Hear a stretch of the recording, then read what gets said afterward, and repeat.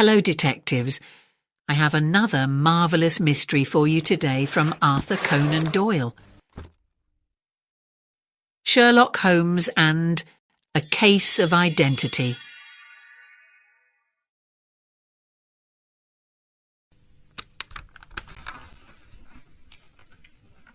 "My dear fellow," said Sherlock Holmes as we sat on either side of the fire in his lodgings at Baker Street, "life is infinitely stranger than anything which the mind of man could invent. We would not dare to conceive the things which are really mere commonplaces of existence if we could fly out of that window hand in hand, hover over this great city, gently remove the roofs and peep in at the queer things which are going on, the strange coincidences, the plannings, the cross-purposes, the wonderful chains of events working through generations and leading to the most out-rare results. It would make all fiction with its conventionalities and foreseen conclusions most stale and unprofitable." "And yet I am not convinced of it," I answered. "The cases which come to light in the papers are, as a rule, bald enough and vulgar enough. We have in our police reports realism pushed to its extreme limits, and yet the result is, it must be confessed, neither fascinating nor artistic. A certain selection and discretion must be used in producing a realistic effect," remarked Holmes. "This is wanting in the police report, where more stress is laid, perhaps upon the platitudes of the magistrate than upon the details, which to an observer contain the vital essence of the whole matter. Depend upon it, there is nothing so unnatural as the commonplace." I smiled and shook my head. "I can quite understand your thinking so," I said. "Of course, in your position of unofficial advisor and helper to everybody who is absolutely puzzled, throughout 3 continents you are brought in contact with all that is strange and bizarre. But here," I picked up the morning paper from the ground, "let us put it to a practical test. Here is the first heading upon which I come. A husband's cruelty to his wife. There is half a column of print, but I know without reading it that it is all perfectly familiar to me. There is, of course, the other woman, the drink, the push, the blow, the bruise, the sympathetic sister or landlady. The crudest of writers could invent nothing more crude." "Indeed, your example is an unfortunate one for your argument," said Holmes, taking the paper and glancing his eye down it.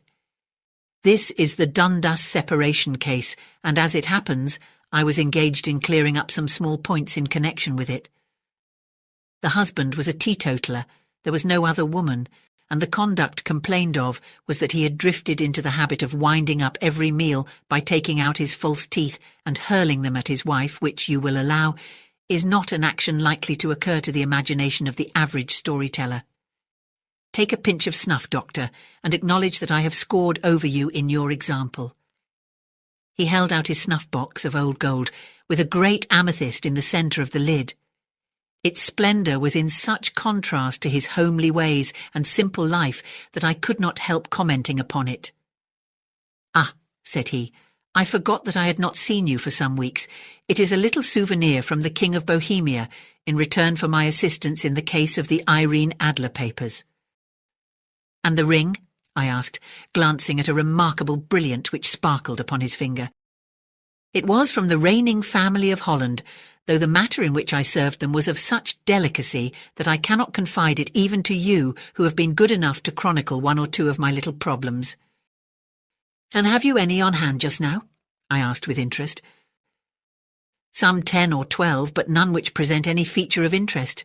They are important, you understand, without being interesting. Indeed, I have found that it is usually in unimportant matters that there is a field for the observation and for the quick analysis of cause and effect, which gives the charm to an investigation. The larger crimes are apt to be the simpler, for the bigger the crime, the more obvious, as a rule, is the motive. In these cases, save for one rather intricate matter which has been referred to me from Marseille, there is nothing which presents any features of interest. It is possible, however, that I may have something better before very many minutes are over, for this is one of my clients, or I am much mistaken." He had risen from his chair and was standing between the parted blinds, gazing down into the dull, neutral-tinted London street. Looking over his shoulder, I saw that on the pavement opposite, there stood a large woman with a heavy fur boa around her neck, and a large curling red feather in a broad-brimmed hat which was tilted in a coquettish Duchess of Devonshire fashion over her ear. From under this great panoply she peeped up in a nervous, hesitating fashion at our windows, while her body oscillated backward and forward, and her fingers fidgeted with her glove buttons. Suddenly, with a plunge, as of the swimmer who leaves the bank, she hurried across the road, and we heard the sharp clang of the bell. "I have seen those symptoms before," said Holmes, throwing his cigarette into the fire. "Oscillation upon the pavement always means an affaire de coeur. She would like advice, but is not sure that the matter is not too delicate for communication. And yet even here we may discriminate. When a woman has been seriously wronged by a man, she no longer oscillates, and the usual symptom is a broken bell wire. Here we may take it that there is a love matter, but that the maiden is not so much angry as perplexed or grieved. But here she comes in person to resolve our doubts." As he spoke, there was a tap at the door, and the boy in buttons entered to announce Miss Mary Sutherland, while the lady herself loomed behind his small black figure like a full-sailed merchantman behind a tiny pilot boat. Sherlock Holmes welcomed her with the easy courtesy for which he was remarkable, and having closed the door and bowed her into an armchair, he looked her over in the minute and yet abstracted fashion which was peculiar to him. "Do you not find," he said, "that with your short sight it is a little trying to do so much typewriting?" "I did at first," she answered, "but now I know where the letters are without looking." Then, suddenly realizing the full purport of his words, she gave a violent start and looked up, with fear and astonishment upon her broad, good-humoured face. "You've heard about me, Mr. Holmes," she cried, "else how could you know all that?" "Never mind," said Holmes, laughing. "It is my business to know things. Perhaps I have trained myself to see what others overlook. If not, why should you come to consult me?" "I came to you, sir, because I heard of you from Mrs. Etheredge, whose husband you found so easy when the police and everyone had given him up for dead. Oh, Mr. Holmes, I wish you would do as much for me. I'm not rich, but still I have 100 a year in my own right besides the little that I make by the machine, and I would give it all to know what has become of Mr. Hosmer Angel." "Why did you come away to consult me in such a hurry?" asked Sherlock Holmes, with his fingertips together and his eyes to the ceiling. Again a startled look came over the somewhat vacuous face of Miss Mary Sutherland. "Yes, I did bang out of the house," she said, "for it made me angry to see the easy way in which Mr. Windibank, that is my father, took it all. He would not go to the police and he would not go to you, and so at last, as he would do nothing and kept on saying that there was no harm done, it made me mad, and I just on with my things and came right away to you." "Your father," said Holmes. "Your stepfather, surely, since the name is different." "Yes, my stepfather. I call him father, though it sounds funny too, for he's only 5 years and 2 months older than myself." "And your mother is alive?" "Oh yes, mother is alive and well.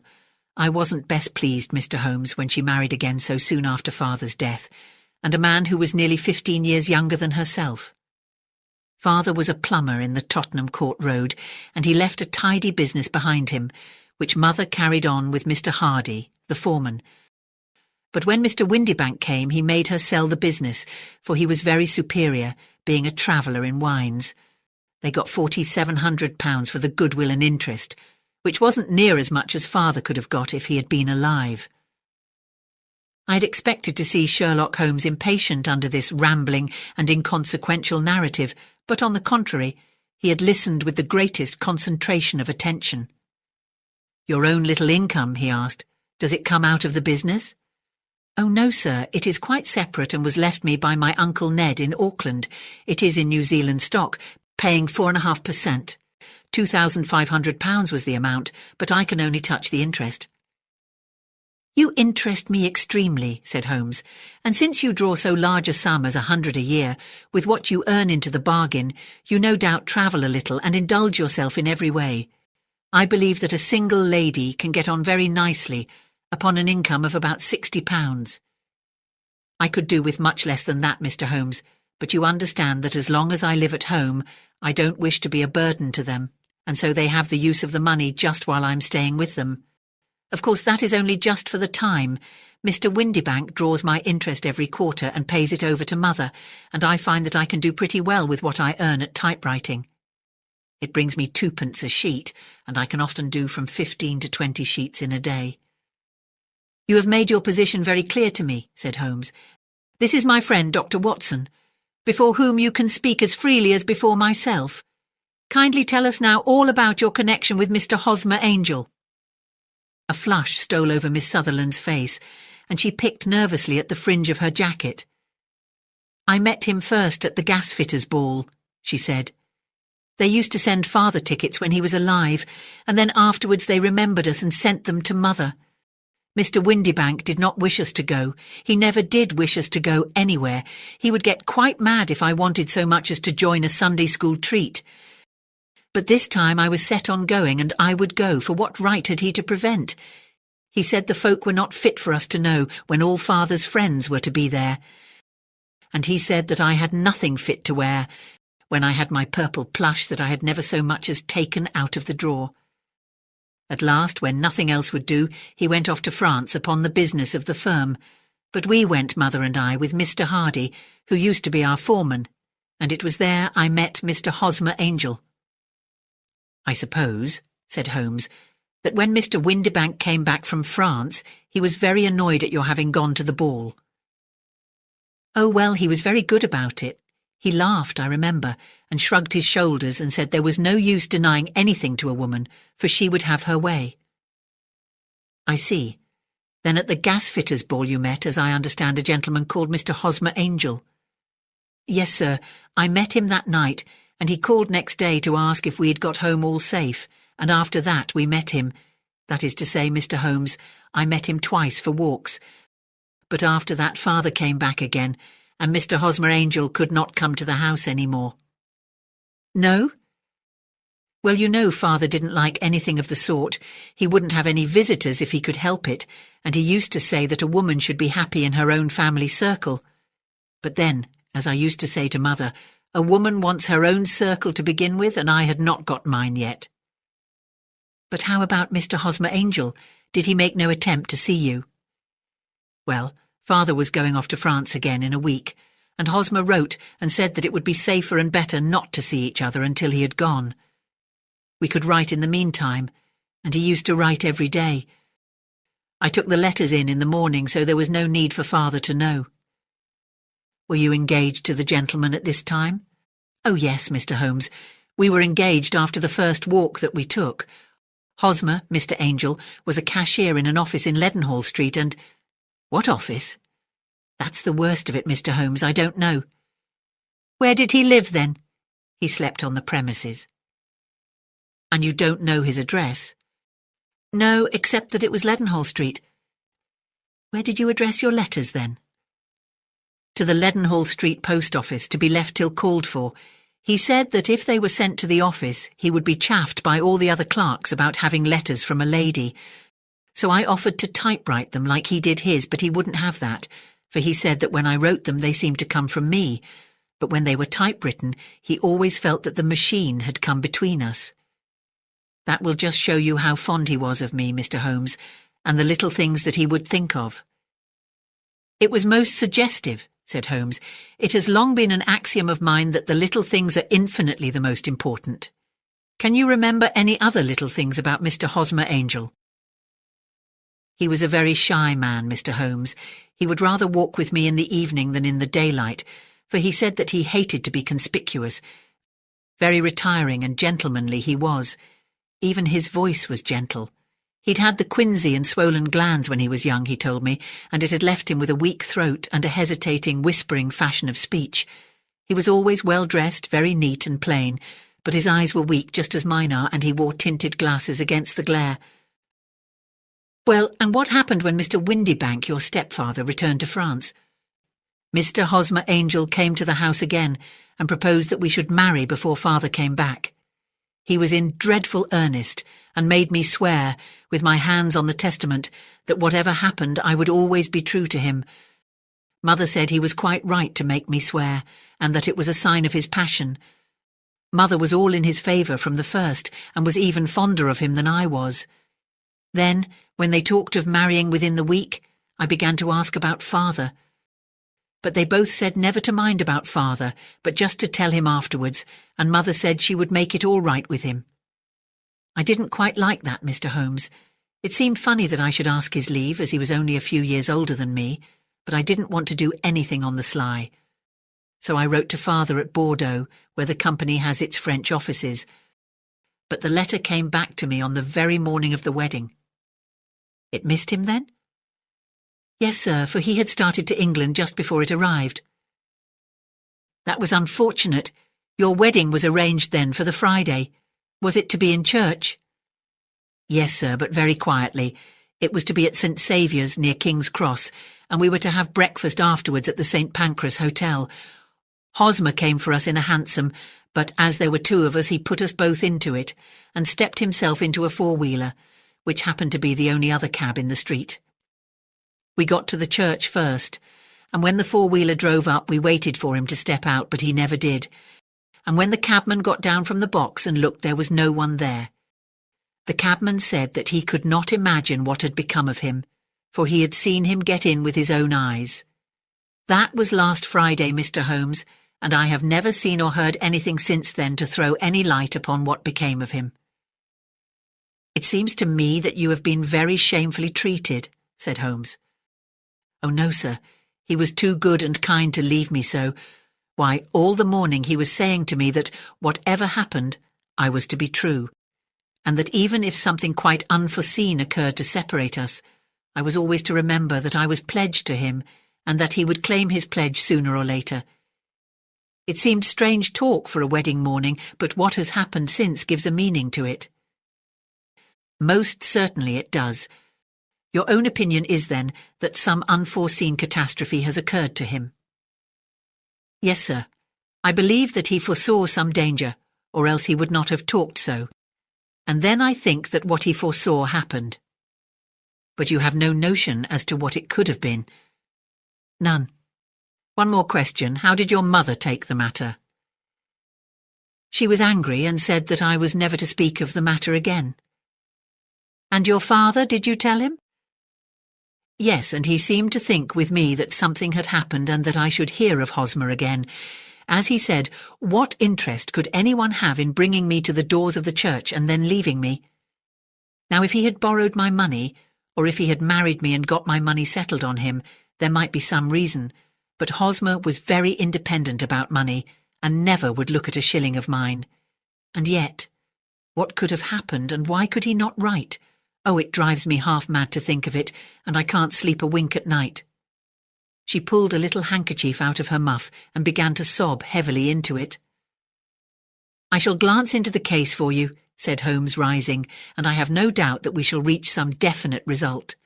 Let the weight of the matter rest upon me now, and do not let your mind dwell upon it further. Above all, try to let Mr. Hosmer Angel vanish from your memory, as he has done from your life. Then you don't think I'll see him again? I fear not. Then what has happened to him? You will leave that question in my hands. I should like an accurate description of him and any letters of his which you can spare. I advertised for him in last Saturday's Chronicle, said she. Here is the slip, and here are 4 letters from him. Thank you, and your address? Number 31 Lion Place, Camberwell. Mr. Angel's address you never had, I understand. Where is your father's place of business? He travels for Westhouse and Marbank, the great claret importers of Fenchurch Street. Thank you. You have made your statement very clearly. You will leave the papers here and remember the advice which I have given you. Let the whole incident be a sealed book, and do not allow it to affect your life. You are very kind, Mr. Holmes, but I cannot do that. I shall be true to Hosmer. He shall find me ready when he comes back. For all the preposterous hat and the vacuous face, there was something noble in the simple faith of our visitor which compelled our respect. She laid her little bundle of papers upon the table and went her way, with a promise to come again whenever she might be summoned. Sherlock Holmes sat silent for a few minutes, with his fingertips still pressed together, his legs stretched out in front of him, and his gaze directed upward to the ceiling. Then he took down from the rack the old and oily clay pipe, which was to him as a counsellor, and having lit it, he leaned back in his chair, with the thick blue cloud wreaths spinning up from him, and a look of infinite languor in his face. "Quite an interesting study, that maiden," he observed. "I found her more interesting than her little problem, which, by the way, is rather a trite one. You will find parallel cases if you consult my index, in Andover in 77, and there was something of the sort at The Hague last year. Old as is the idea, however, there were one or two details which were new to me. But the maiden herself was most instructive." "You appeared to read a good deal upon her which was quite invisible to me," I remarked. "Not invisible but unnoticed, Watson. You did not know where to look, and so you missed all that was important. I can never bring you to realize the importance of sleeves, the suggestiveness of thumbnails, or the great issues that may hang from a bootlace. Now, what did you gather from that woman's appearance? Describe it." "Well, she had a slate-coloured, broad-brimmed straw hat, with a feather of a brickish red. Her jacket was black, with black beads sewn upon it, and a fringe of little black jet ornaments. Her dress was brown, rather darker than coffee colour, with a little purple plush at the neck and sleeves. Her gloves were greyish and were worn through at the right forefinger. Her boots I didn't observe. She had small, round, hanging gold earrings, and a general air of being fairly well-to-do in a vulgar, comfortable, easy-going way."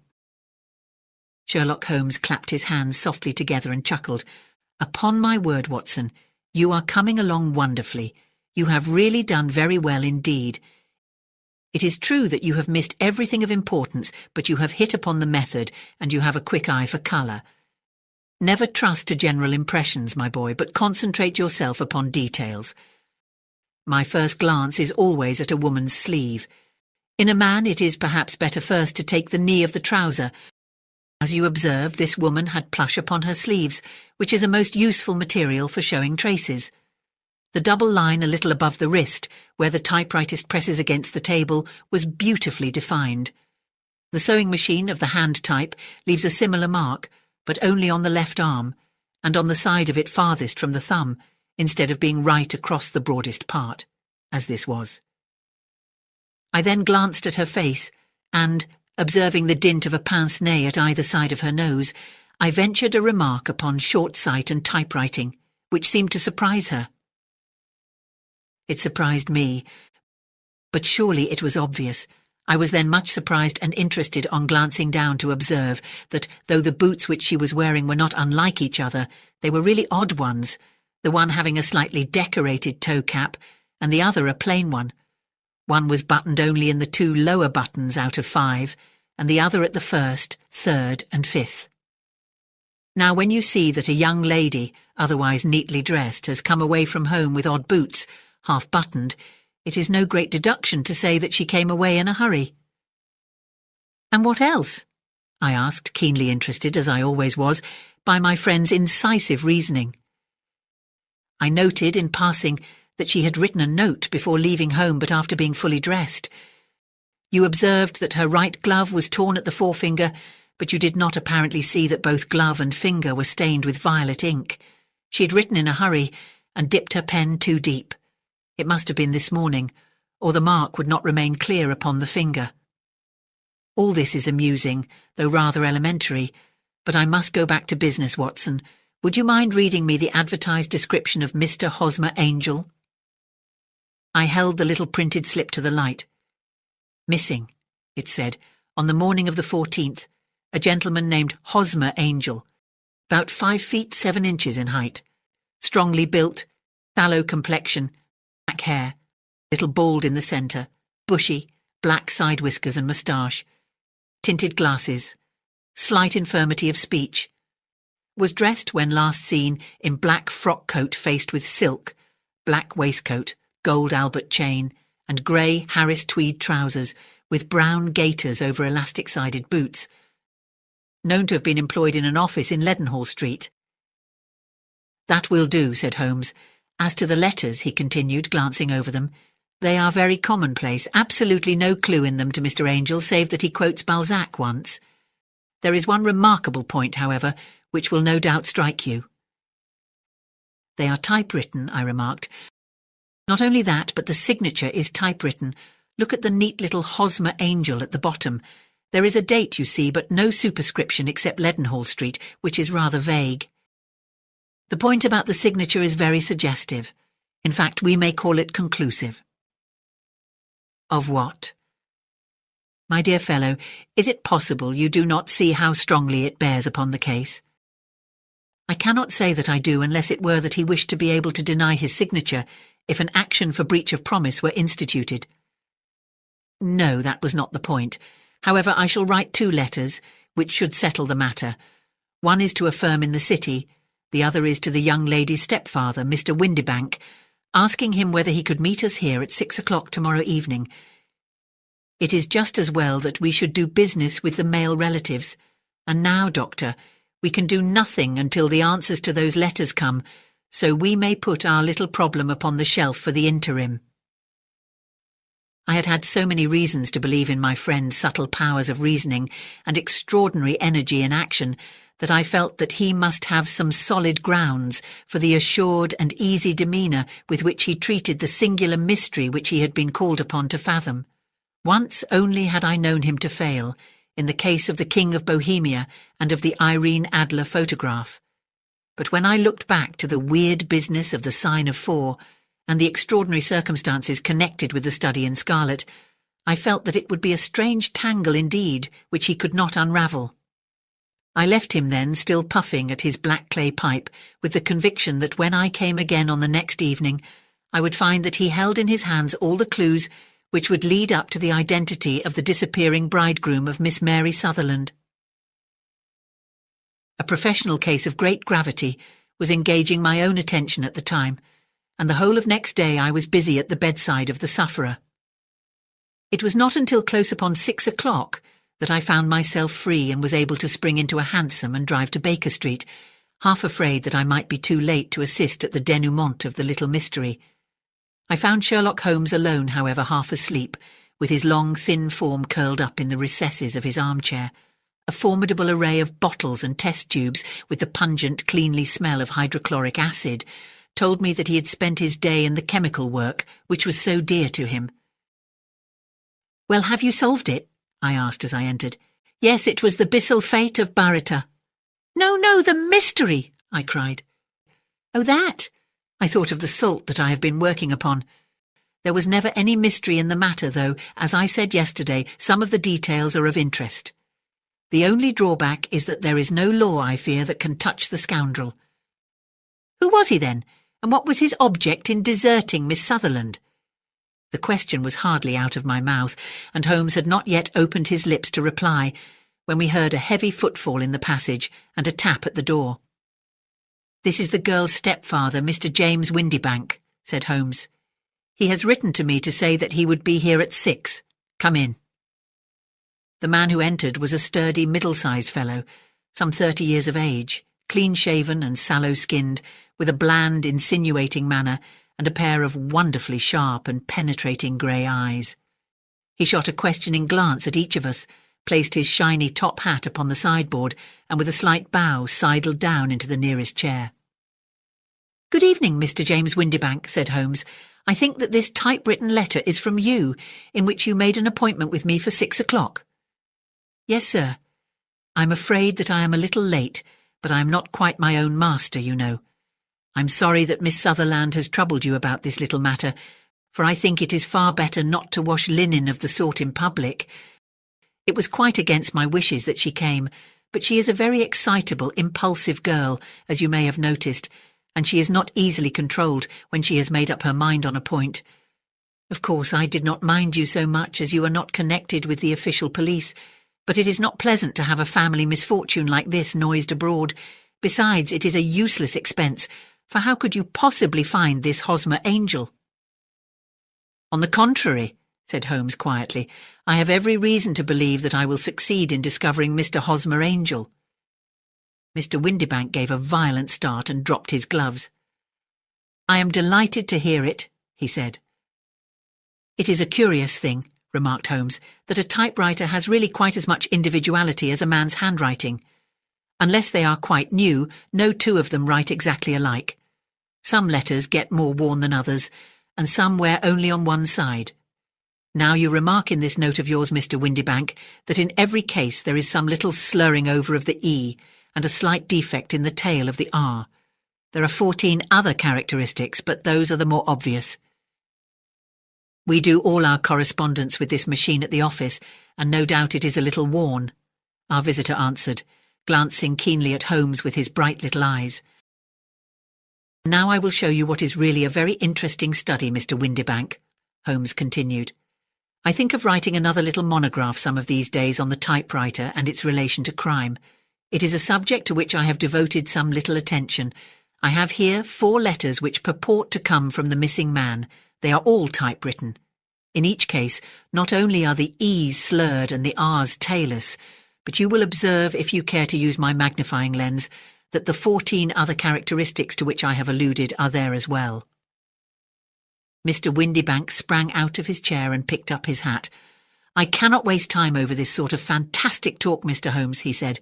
"If you can catch the man, catch him, and let me know when you have done it." "Certainly," said Holmes, stepping over and turning the key in the door. "I let you know then that I have caught him." "What, where?" shouted Mr. Windibank, turning white to his lips and glancing about him like a rat in a trap.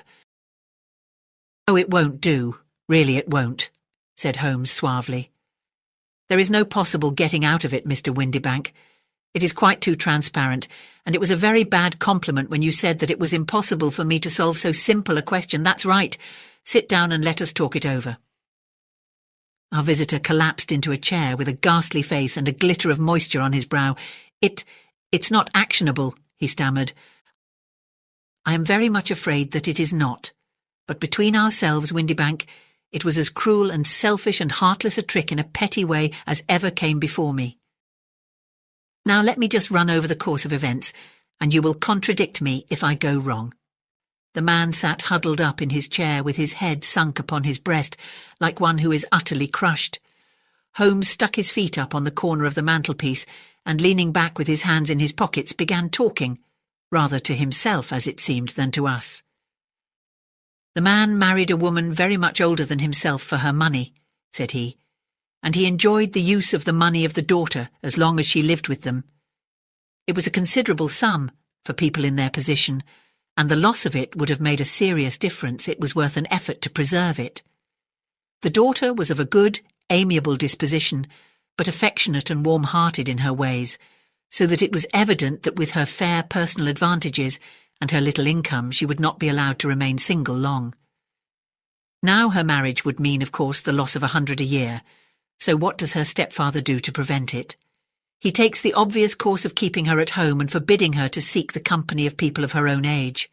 But soon he found that that would not answer forever. She became restive, insisted upon her rights, and finally announced her positive intention of going to a certain ball. What does her clever stepfather do then? He conceives an idea more creditable to his head than to his heart. With the connivance and assistance of his wife, he disguised himself, covered those keen eyes with tinted glasses, masked the face with a moustache and a pair of bushy whiskers, sunk that clear voice into an insinuating whisper, and doubly secure on account of the girl's short sight, he appears as Mr. Hosmer Angel, and keeps off other lovers by making love himself. "It was only a joke at first," groaned our visitor. "We never thought that she would have been so carried away." "Very likely not. However that may be, the young lady was very decidedly carried away, and having quite made up her mind that her stepfather was in France, the suspicion of treachery never for an instant entered her mind. She was flattered by the gentleman's attentions, and the effect was increased by the loudly expressed admiration of her mother. Then Mr. Angel began to call, for it was obvious that the matter should be pushed as far as it would go if a real effect were to be produced. There were meetings and an engagement which would finally secure the girl's affections from turning towards anyone else. But the deception could not be kept up forever. These pretended journeys to France were rather cumbrous. The thing to do was clearly to bring the business to an end in such a dramatic manner that it would leave a permanent impression upon the young lady's mind and prevent her from looking upon any other suitor for some time to come. Hence those vows of fidelity exacted upon a testament, and hence also the allusions to a possibility of something happening on the very morning of the wedding. James Windibank wished Miss Sutherland to be so bound to Hosmer Angel, and so uncertain as to his fate, that for 10 years to come, at any rate, she would not listen to another man.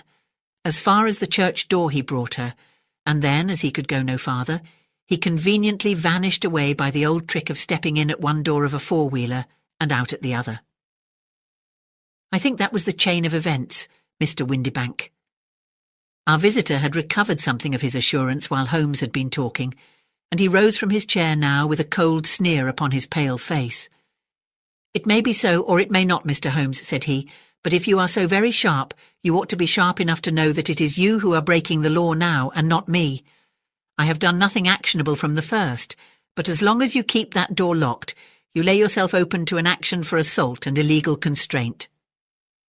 "The law cannot, as you say, touch you," said Holmes, unlocking and throwing open the door, "yet there never was a man who deserved punishment more. If the young lady has a brother or a friend, he ought to lay a whip across your shoulders. By Jove," he continued, flushing up at the sight of the bitter sneer upon the man's face, "it is not part of my duties to my client, but here's a hunting crop handy, and I think I shall just treat myself to—" He took 2 swift steps to the whip, but before he could grasp it there was a wild clatter of steps upon the stairs, the heavy hall door banged, and from the window we could see Mr. James Windibank running at the top of his speed down the road. "There's a cold-blooded scoundrel," said Holmes, laughing, as he threw himself down into his chair once more. "That fellow will rise from crime to crime until he does something very bad and ends on the gallows. The case has in some respects been not entirely devoid of interest. I cannot now entirely see all the steps of your reasoning," I remarked. "Well, of course, it was obvious from the first that this Mr. Hosmer Angel must have some strong object for his curious conduct, and it was equally clear that the only man who really profited by the incident, as far as we could see, was the stepfather. Then the fact that the 2 men were never together, but that the one always appeared when the other was away, was suggestive. So were the tinted spectacles and the curious voice, which both hinted at a disguise, as did the bushy whiskers. My suspicions were all confirmed by his peculiar action in typewriting his signature, which, of course, inferred that his handwriting was so familiar to her that she would recognize even the smallest sample of it. You see, all these isolated facts, together with many minor ones, all pointed in the same direction." "And how did you verify them?" "Having once spotted my man, it was easy to get corroboration. I knew the firm for which this man worked. Having taken the printed description, I eliminated everything from it which could be the result of a disguise, the whiskers, the glasses, the voice, and I sent it to the firm, with a request that they would inform me whether it answered to the description of any of their travellers. I had already noticed the peculiarities of the typewriter, and I wrote to the man himself at his business address, asking him if he would come here. As I expected, his reply was typewritten and revealed the same trivial but characteristic defects. The same post brought me a letter from Westhouse and Marbank of Fenchurch Street to say that the description tallied in every respect with that of their employer, James Windibank. Voilà tout. And Miss Sutherland? If I tell her, she will not believe me. You may remember the old Persian saying, "There is danger for him who taketh the tiger cub, and danger also for whoso snatches a delusion from a woman. There is as much sense in Hafiz as in Horace, and as much knowledge of the world."